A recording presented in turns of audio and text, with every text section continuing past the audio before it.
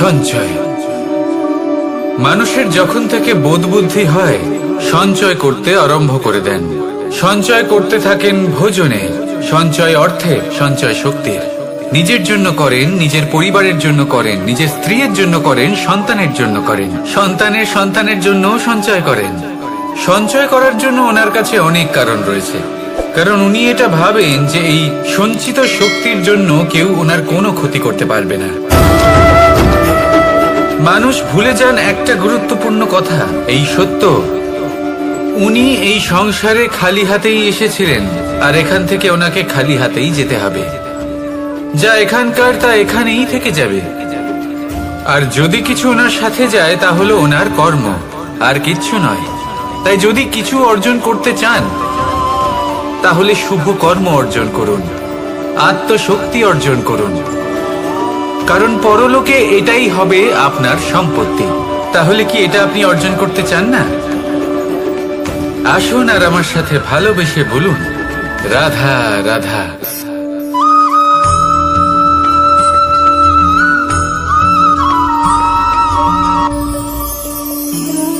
জীবনে ক্ষমা চাওয়া তাও কিছুটা সহজ, ক্ষমা করতে পারা অত্যন্ত কঠিন।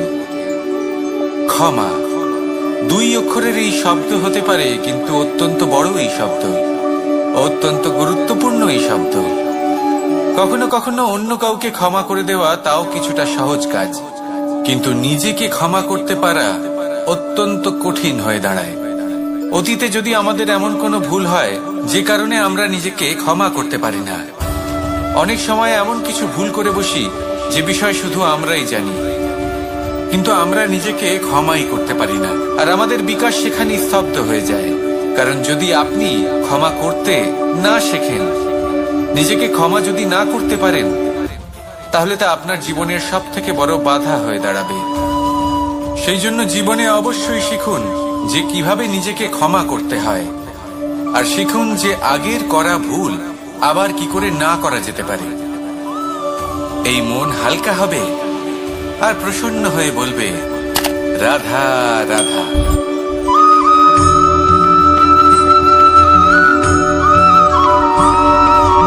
বটবৃক্ষের বীজ সর্ষের দানার থেকেও ছোট হয়, কিন্তু যখন তা নিজের রূপ ধারণ করে তখন তা বিশাল বৃক্ষের আকার ধারণ করে, যা সহস্র বছর ধরে বেঁচে থাকে, ছায়া প্রদান করে, পাখিদের আশ্রয় প্রদান করে, আর দেয় পথচারীদের বিশ্রাম করার স্থান। কেন? কারণ সেই ছোট বীজ তা মাটির ভেতরে গিয়ে নিজের খোলস ত্যাগ করে। অন্ধকারে থাকে সে, যতই আলো আসুক না কেন, যতই বর্ষা আসুক না কেন, সব সহ্য করে। আর তারপরে একটা চারা গাছ অঙ্কুরিত হয়, তারপর ধীর গতিতে একটা বিশাল বৃক্ষতে পরিণত হয়।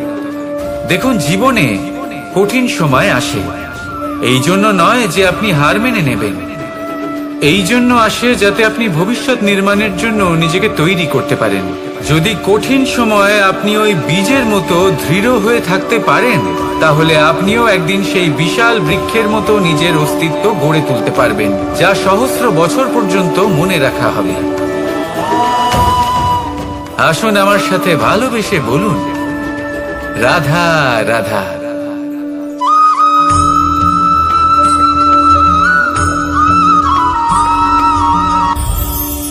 এই সংসারে যখনই কোনো সমস্যা আসে, তখন আমরা আমাদের সব থেকে বড় সম্বলের কাছে আশ্রয় খুঁজি, তা হলো আমাদের বিশ্বাস। এবার প্রশ্ন হলো এটাই যে এই বিশ্বাস কার উপর করা যেতে পারে? পরিবারের উপর, বন্ধুর উপর, নাকি তাদের উপর বিশ্বাস করা উচিত যাদেরকে আমরা কখনো সঙ্গ দিয়েছি? দেখুন, এই সংসারে বিপদের সম্মুখীন হলে কে আপনাকে সাহায্য করবে সেটা নির্বাচন করা আপনার হাতে নেই। সেটা সেই সকল ব্যক্তির উপর নির্ভরশীল যে তারা আপনাকে সাহায্য করবে নাকি করবে না। অর্থাৎ যখনই কোনো বিপদ আসে, সর্বপ্রথম তার সম্মুখীন আমাদের নিজেকেই হতে হয়, আর তার জন্য প্রস্তুত থাকা প্রয়োজনীয়, সেই শক্তি, সেই সাহস অর্জন করা প্রয়োজনীয়। দেখুন, যখনই অন্ধকার আসে তখন সবার আগে কে আপনাকে ত্যাগ করে চলে যায়? আপনার নিজেরই ছায়া। এই অন্ধকারের সম্মুখীন হতে হয় অন্তরের প্রদীপের দ্বারা, অন্তরের আত্মা দ্বারা। তবেই আপনি অন্ধকারের ওপর জয় লাভ করতে পারবেন। সেই জন্য যে বিপদই আসুক না কেন, নিজেকে তার জন্য প্রস্তুত রাখা উচিত। সেই সাহস নিয়ে আসুন। এমন কোনো বিপদ নেই যা আপনাকে ভেঙে দিতে পারে। আসুন আমার সাথে ভালোবেসে বলুন, রাধা রাধা।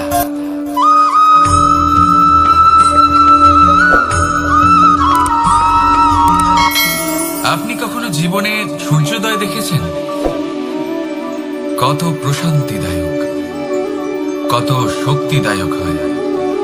মনের মধ্যে যেন একটা নতুন প্রেরণা দান করে, একটা নতুন উৎসাহ। কিন্তু যদি আপনি উঠতে দেরি করেন, তাহলে আপনি এই সূর্যোদয় দেখতেই পাবেন না। ঠিক এরকমই হয় আমাদের জীবনেও। সুযোগ সূর্যোদয়ের মতো। যদি আপনি আপনার জীবনে দরকারের চেয়ে বেশি অপেক্ষা করেন এই সুযোগের সদ্ব্যবহার করতে, তাহলে এই সুযোগ আপনার অপেক্ষা কখনোই করবে না, তা চলে যাবে।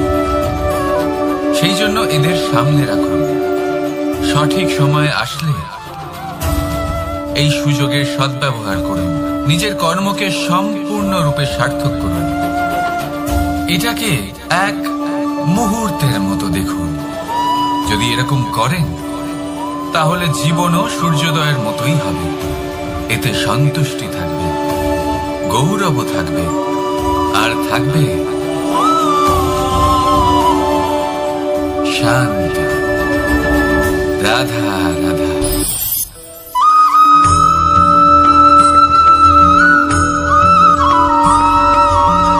মানুষ সবসময় চায় যে তার জীবনে যেন কখনো কোনো সমস্যাই না আসে। সে চায় তার জীবন যেন শুধুমাত্র শান্তি এবং সুখের দ্বারা পূর্ণ থাকে।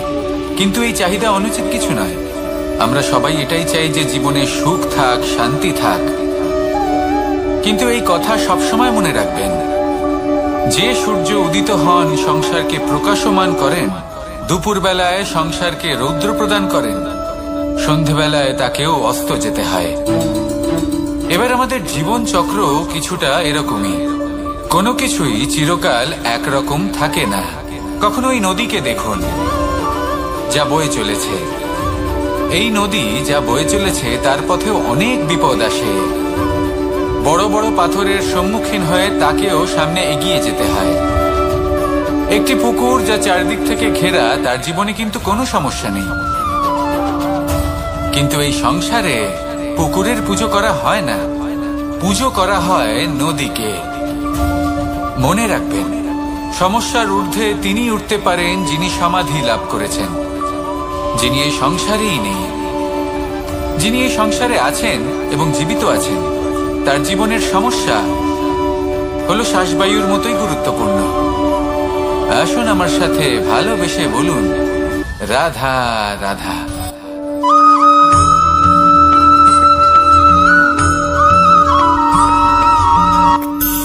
ধন, সম্পদ, ঐশ্বর্য, মানুষ হয় নিজের সৌভাগ্যের দ্বারা এগুলো লাভ করে থাকেন বা কর্মের দ্বারা।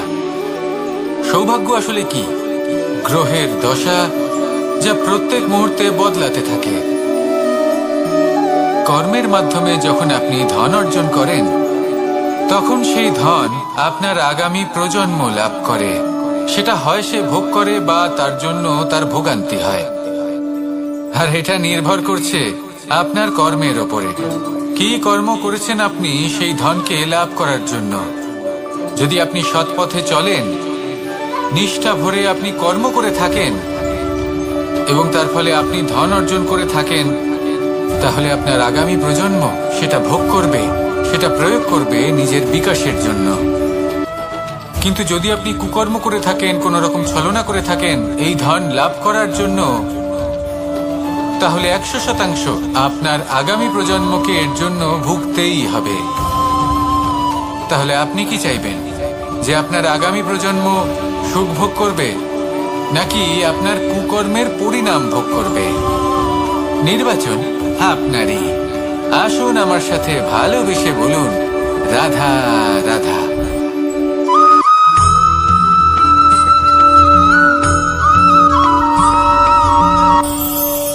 আজ আমি আপনাকে একটা ছোট্ট কাহিনী শোনাবো। একবার আমি, রাধা আর দাদা আমরা তিনজনে মিলে লুকিয়ে একটা উপবনে গেলাম আম পেড়ে খেতে। অনেক পরিশ্রম করে আমরা ওখানে পৌঁছলাম আর আমরা আশ্চর্যচকিত হয়ে গেলাম এটা দেখে যে এবার তো আম পাকেইনি। এবার দাদা কি করলেন, একটা আম পাড়লেন আর সেটা চাখলেন, আর উনি নিরাশ হয়ে পড়লেন। উনি বললেন যে এটা তো খুবই টক। তারপর রাধা একটা আম পাড়লো আর সেটা চেখে দেখলো, আর রাধা উৎসাহিত হয়ে পড়ল। আমি রাধাকে জিজ্ঞেস করলাম, কি হয়েছে, তুমি এত উৎসাহিত কেন? তখন রাধা বলল যে এবার এত বেশি টক আম হয়েছে যে এগুলো দিয়ে আমরা আচার বানাবো। তাহলে দাদা ওখান থেকে বেরিয়ে গেলেন নিরাশ হয়ে এবং খালি হাতে। রাধাও ওখান থেকে বেরিয়ে গেল কিন্তু উৎসাহিত হয়ে, আর অনেকগুলো কাঁচা আম সাথে নিয়ে। এর থেকে আমরা কি শিক্ষা পেতে পারি? যে প্রত্যেকটা স্থানে এমন কিছু রয়েছে যেখান থেকে আমরা কিছু একটা শিক্ষা লাভ করতে পারি, যা আমাদেরকে বিকাশের পথে নিয়ে যেতে পারি। এই শিক্ষা প্রত্যেক স্থানে আছে। সবকিছু আমাদের দৃষ্টিভঙ্গির উপর নির্ভর করছে। যখনই আমাদের জীবনে, আমাদের সম্পর্কে কোনো সমস্যা, কোনো বিপদ আসে, তখন বেশিরভাগ মানুষ সেই বিষয় নিয়ে দুঃখী হয়ে পড়েন। আর কিছু মানুষ এমনও থাকেন যারা শেষ পর্যন্ত তার সমাধান করেন, বিপদকে পরাজিত করেন, সম্পর্কগুলিকে আবার জুড়ে দেন। যদি আপনি সুখের খোঁজ করেন তাহলে আপনি সুখ অবশ্যই পাবেন, প্রসন্নতা অবশ্যই পাবেন। যদি আপনি দুঃখ খোঁজেন তাহলে দুঃখ অবশ্যই পাবেন। এবার আপনি কি খুঁজতে চান, সেই চয়ন আপনারই। আসুন আর আমার সাথে ভালোবেসে বলুন, রাধা রাধা।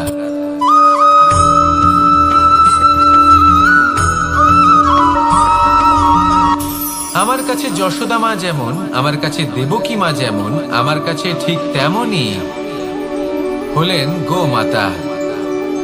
এবার ভেবে দেখার বিষয় হলো এটা যে এই সংসারে অসংখ্য প্রাণী আছে। একজন গাইকে একজন মায়ের মর্যাদা কেন দেওয়া হয়? তাহলে এর অনেকগুলো কারণ আছে। এই গাই অর্থাৎ গোমাতা, এনারা হলেন অত্যন্ত শান্ত, শান্তি প্রিয়, কখনো কারোর কোনো ক্ষতি করতেই পারেন না।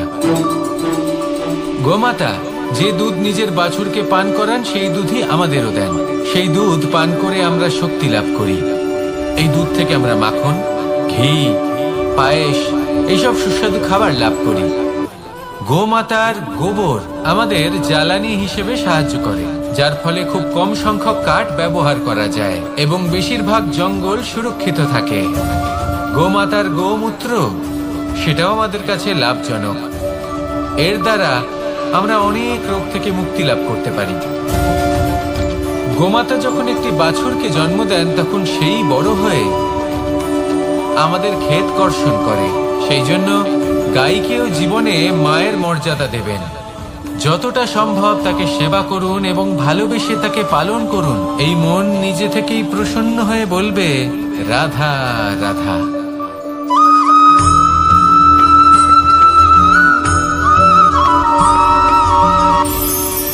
কখনো কোনো প্রজাপতিকে উড়তে দেখেছেন?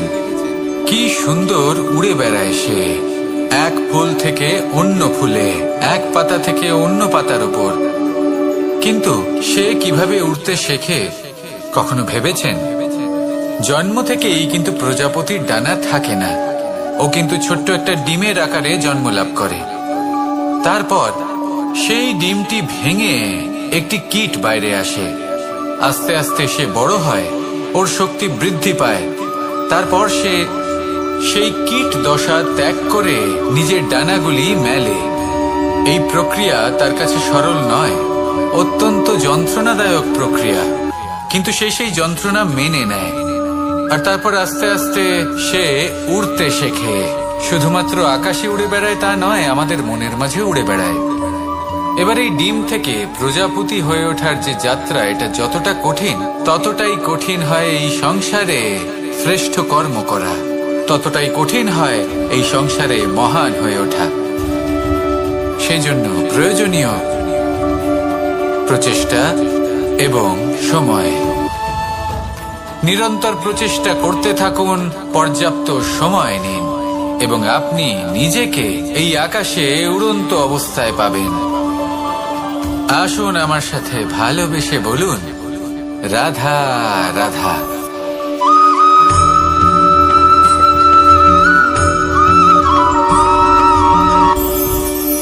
মুঠো হাতের শক্তি বেশি, মুঠো খুললেই তা দুর্বল। তা এমন কি থাকা উচিত এই বন্ধ মুঠোয় যা লাখের সমান? মানসিকতা এবং স্বপ্ন। মানুষ জন্মগ্রহণ করে, তার মানসিকতা সময়ের সাথে উন্নত হয়। মানসিকতা অনুযায়ী সে স্বপ্ন দেখে, আর সেই স্বপ্ন সার্থক করতে সে পরিশ্রম করতে থাকে। কিন্তু খুব গুরুত্বপূর্ণ একটা কথা আছে যা আপনার মনে রাখা উচিত। আপনার এই মানসিকতা, আপনার এই স্বপ্ন, তা যেন আপনার নিয়ন্ত্রণে থাকে। আপনার বন্ধ মুঠোয় যেন এর লাগাম থাকে, আপনি যেন এর প্রভু হন। যদি তা হয় তবেই আপনি লাভবান হবেন। যদি এরা আপনাকে নিয়ন্ত্রণ করতে থাকে, যদি আপনার মুঠো খুলে যায়, না পথ আপনার নিয়ন্ত্রণে থাকবে, না মানসিকতা থাকবে, না স্বপ্ন নিয়ন্ত্রণে থাকবে। আর যদি তাই হয় তাহলে আপনি আপনার ভবিষ্যৎ নষ্ট করে ফেলবেন। তাই নিয়ন্ত্রণ করতে শিখুন নিজের বিচার বুদ্ধি, নিজের মানসিকতা, নিজের স্বপ্নকে। নিজের এই স্বপ্ন পূরণ করুন আর আমার সাথে ভালোবেসে বলুন, রাধা রাধা।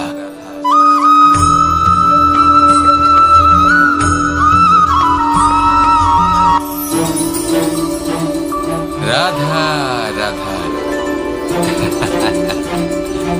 আপনারা হয়তো ভাবছেন কি আশ্চর্য ব্যাপার, প্রত্যেকবার আমি কথা শেষ হওয়ার পরে রাধা রাধা বলি। এইবার আমি আগেই বলে দিলাম। কারণটা কি? কারণ হলো অত্যন্ত বিশেষ। প্রত্যেকবার কথা সমাপ্ত হবার পরে আপনাদের সবার মধ্যে ভালোবাসা বিতরণ করতে চাই, তাই রাধা রাধা বলি। কিন্তু এইবার এই নতুন এবং বিশেষ সূত্রপাতে প্রথমে প্রেম বিতরণ করা অত্যন্ত আবশ্যক। এবার একটা বিষয় আছে যা জানেন হয়তো সকলেই, কিন্তু বুঝতে খুব কম জন পারেন। এই প্রেম, এই আনন্দ, এই সকল কিছুর সূত্রপাত হয় নিঃস্বার্থ আবেগের দ্বারা। ঠিক যেমন একজন মাতাকেই দেখে নিন। যখনই একজন মাতা সন্তানকে জন্ম দেন, তখন এই সংসার ভুলে যায় যে তার জন্য এটা একটা নতুন জন্ম। কারণ একজন নারী তখন একজন মাতৃরূপে নতুন ভাবে জন্ম নেন। একজন নারী স্ত্রী ও গৃহবধূ রূপে কিছু অধিকার লাভ করে থাকেন, কিন্তু তিনি যখন মা হয়ে যান তখন তিনি শুধুই দান করতে শেখেন। নিজের সন্তানের জন্য কত কিছুই না করেন, তাকে বাৎসল্যের সাগরে ভাসিয়ে নিয়ে যান। এই সংসারে রাজকুমার জন্ম নিতেই পারেন, তাকে রাম এবং লক্ষ্মণ কিন্তু মায়েরাই বানিয়ে তোলেন। একজন গোয়ালা জন্ম নেয়, তাকে দ্বারকাধীশ একজন মাই বানিয়ে তোলেন। পিতা হলেন সেই পর্বত যার একটা অংশ হলো তার সন্তান, কিন্তু মা হলেন সেই শিল্পী যিনি একটা পাথরকে খোদাই করে এমন এক মূর্তি গড়ে তোলেন যাকে সকলে পূজনীয় মনে করেন। তাহলে স্মরণ করুন সেই সকল মুহূর্ত যেগুলি আপনি নিজের মাতার সাথে অতিবাহিত করেছেন। অনুভব করতে পারবেন যে কিভাবে এক মুহূর্তেই এই মন প্রফুল্ল হয়ে ওঠে। এবারের কারণ কি? এর কারণ হলো এই জীবনের আসল দ্বারই হলো মমতা।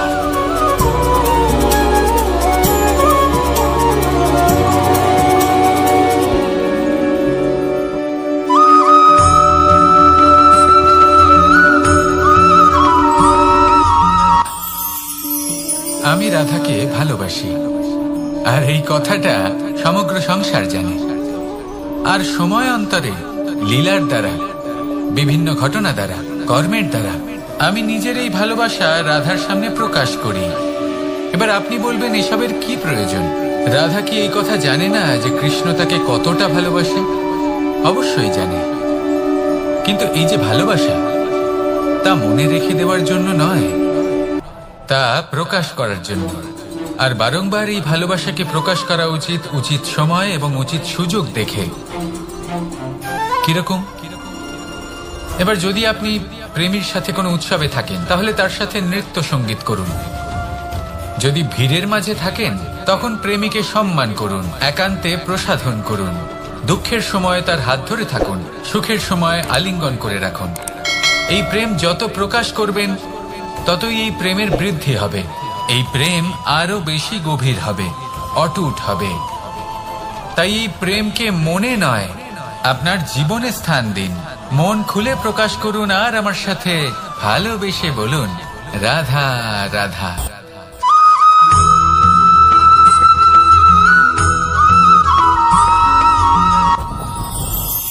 যত শক্তিশালী এই মন, তত শক্তিশালী এই শরীরও। এই যে আমাদের শরীর, এটা আসলে কি? এ হলো একটা রথের মতো। আর একটা রথ ততক্ষণ চলতে পারবে না যতক্ষণ না তাকে কোনো সারথি চালাবে।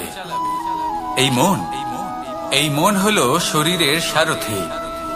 এবার ভাবুন, যদি এই সারথি শক্তিহীন হয়, দুর্বল হয়, তাহলে এই রথের কি হবে? এটা উচিত পথে চলতে পারবে না, উচিত গতিতে চলতে পারবে না, মন মতো স্থানে এটা পৌঁছতেও পারবে না।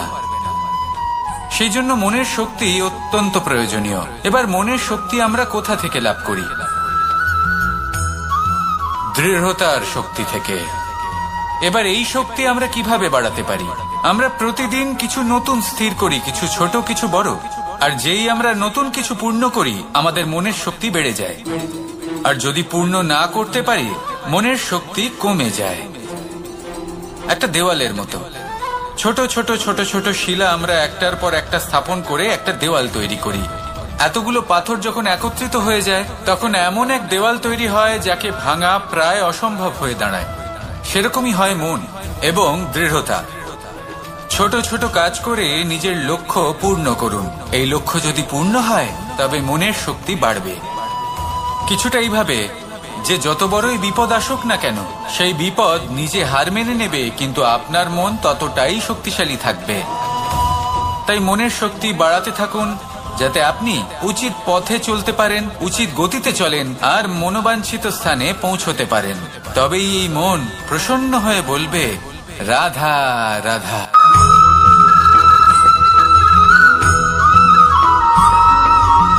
কিছু মানুষ বলেন যে নিরন্তর কাজ করলে, পুরুষার্থ পালন করলে এই জীবন বদলে ফেলা সম্ভব।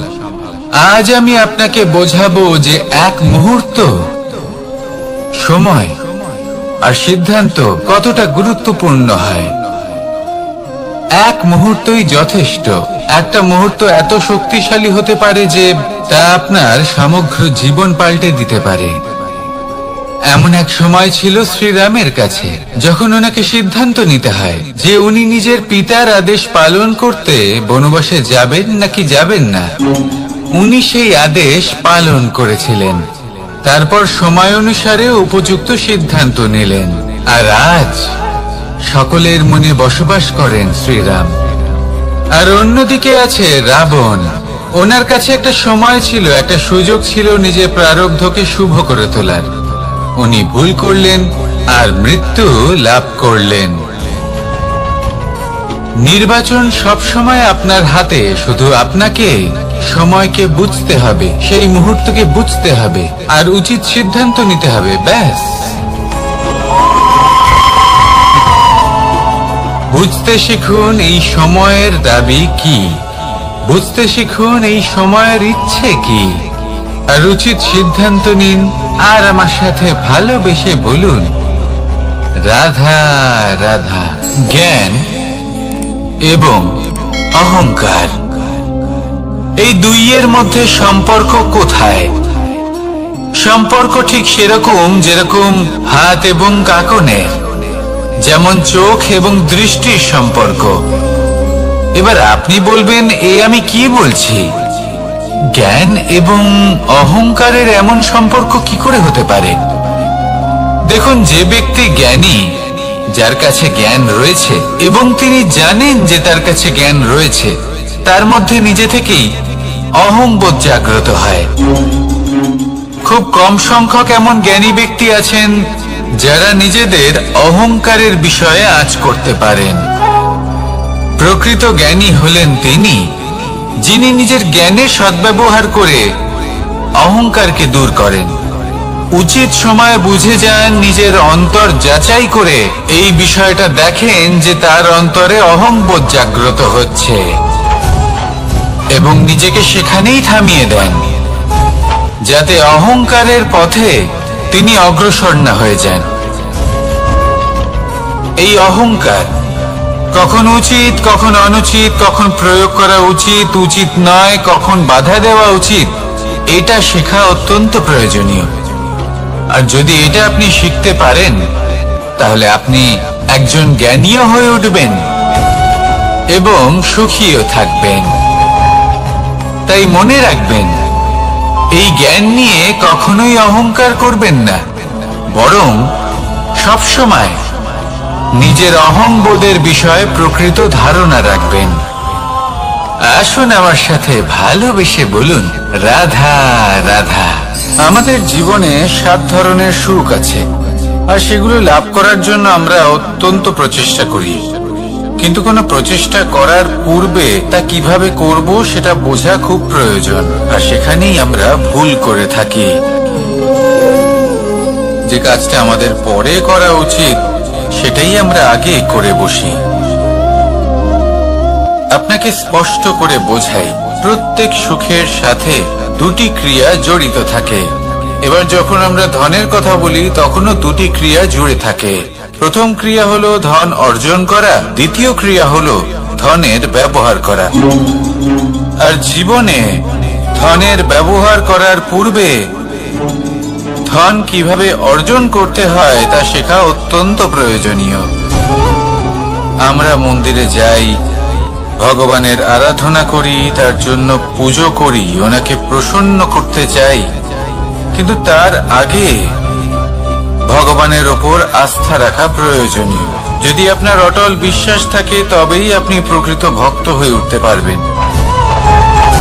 এবার যদি আপনি বক্তা হয়ে থাকেন, শ্রেষ্ঠ বক্তা হতে চান, এই সংসারের সামনে নিজের বক্তব্য রাখতে চান, তাহলে কথা বলার পূর্বে কথা শুনতে শিখুন, তবেই আপনি একজন শ্রেষ্ঠ বক্তা হয়ে উঠতে পারবেন।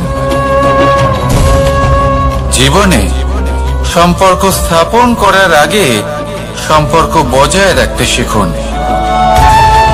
তবেই আপনি একজন প্রকৃত সাথী হয়ে উঠবেন। জীবনে পরাজয় মানার পূর্বে বিজয়ী হওয়ার চেষ্টা কিভাবে করতে হয় সেটা শিখুন, তবেই আপনি একজন নিপুণ ব্যক্তি হয়ে উঠবেন।